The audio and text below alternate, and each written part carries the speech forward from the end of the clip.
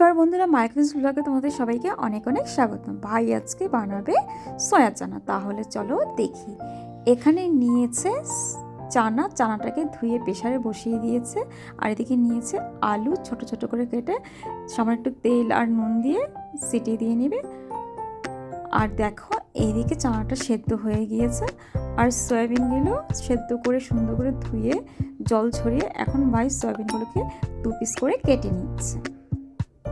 তোমরা চাইলে কেটেও নিতে পারো বা বড় সাইজটাও রাখতে পারো। আর এখানে নিয়েছে আলু, টমেটো, আদা কুচি, শুকনো লঙ্কা, কাঁচা লঙ্কা আর টমেটো কিমা, মানে টমেটোকে কিমা করে নিয়েছে, তেজপাতা, দারচিনি, এলাচ, লবঙ্গ, গোলমরিচ। তো এই মশলাগুলো নিয়েছে। আর দেখো এগুলো কিন্তু সব কিছুই ধোয়া। আর একটা থালায় সুন্দরভাবে সাজিয়ে নিয়েছে। আর ফোড়নে দেওয়ার জন্য নিয়েছে কালো জিরে, সাদা জিরে। আর এদিকে দেখো সয়াবিনগুলোকে সুন্দরভাবে কেটে নিয়েছে। আর এখন একটা বাটিতে ভাই মশলাগুলোকে অ্যাড করে নিয়েছে। দিয়ে দিয়েছে হলুদের গুঁড়ো, জিরের গুঁড়ো, ধনের গুঁড়ো আর পরিমাণ মতো নুন। আর নিয়েছে কাশ্মীরি লঙ্কার গুঁড়ো আর লাল লঙ্কার গুঁড়ো। তো এটাকে একটু জল দিয়ে মিক্স করে নিয়েছে। তোমরা চাইলে জল দিতে পারো বা শুকনোটাই রাখতে পারো। ফোড়নের মশলাগুলো আগিয়ে দিয়ে দিয়েছে। এখন বাটিতে যে গুঁড়ো মশলাটা ছিল সেটাও দিয়ে দিয়েছে। তো সেটাকে দিয়ে এখন ভালো করে কষিয়ে নিতে হবে। আর ফোড়নের মশলাগুলোকে তোমাদেরকে দেখানো হয়নি অবশ্য।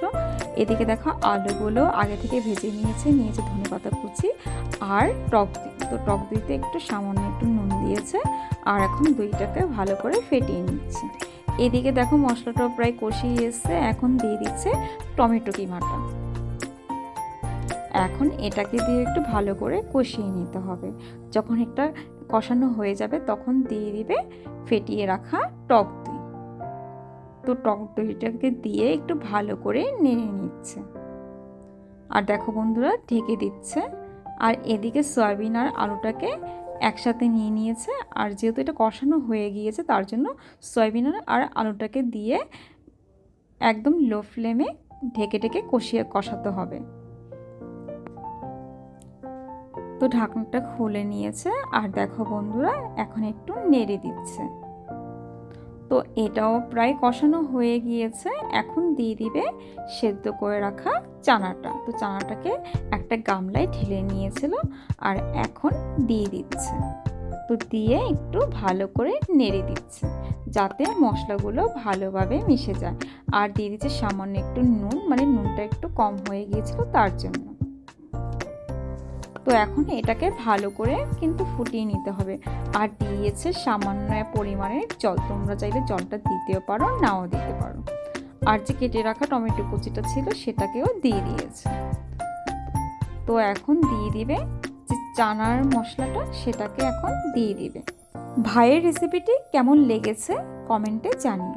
দিয়ে দিচ্ছে গরম মশলার গুঁড়ো।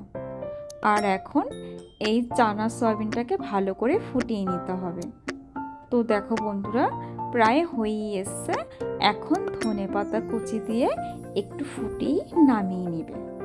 এই দেখো বন্ধুরা সয়া চানার রেসিপিটি একদম রেডি। আর আজকের রেসিপিটি কেমন লাগলো অবশ্যই কমেন্টে জানাবে। যদি ভালো লেগে থাকে লাইক, কমেন্ট, শেয়ার করবে। সাবস্ক্রাইব করে আমাদের এই ছোট্ট চ্যানেলটির পাশে থাকবে। আর হ্যাঁ বন্ধুরা, এটা কিন্তু ভাইয়ের একদম নিজস্ব রেসিপি।